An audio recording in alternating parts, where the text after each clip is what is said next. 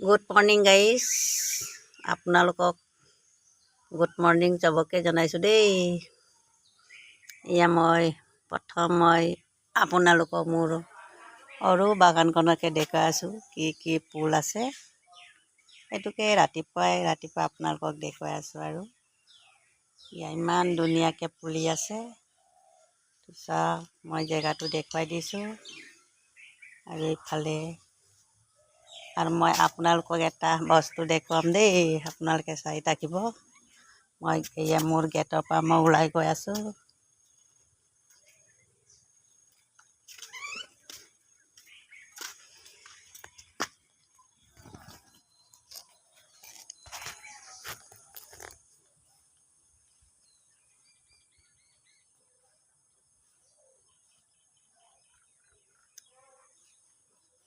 এয়া মই পাতৰ বিহু তলিটো দেখুৱাই আছোঁ। আমাৰ ডকুৱাখানা পাত বিহু তলি মোৰ একেবাৰে চোতালতে।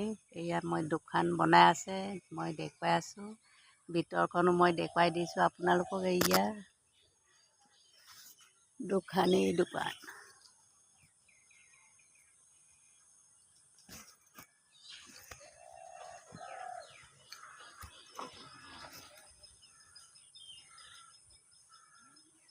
জেগাডোখৰ কিমান ধুনীয়া নহয় জানো, আৰু গছে গছ।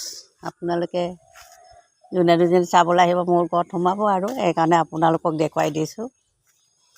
আৰু এয়া মই ভিতৰলৈ আকৌ সোমাই আহিলোঁ। মোৰ সৰু বাগানবিলাক কি আছে। জেগাটো সৰু কিন্তু অকল গছেই গছ।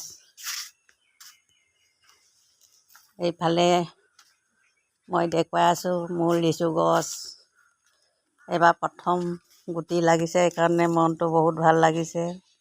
খাবলৈ পাম বুলি নহয় জানো, খাবলৈ পাম বুলি এয়া ফূৰ্তি কৰি দেখুৱাইছোঁ। আৰু ঢেৰ লাগিছে, একেবাৰে মাটিলৈকে, মাটিতে লাগি আছে, ইমানেই চাপৰ। আৰু জোপোহা বহুত, গুটি ইমানেই লাগি আছে।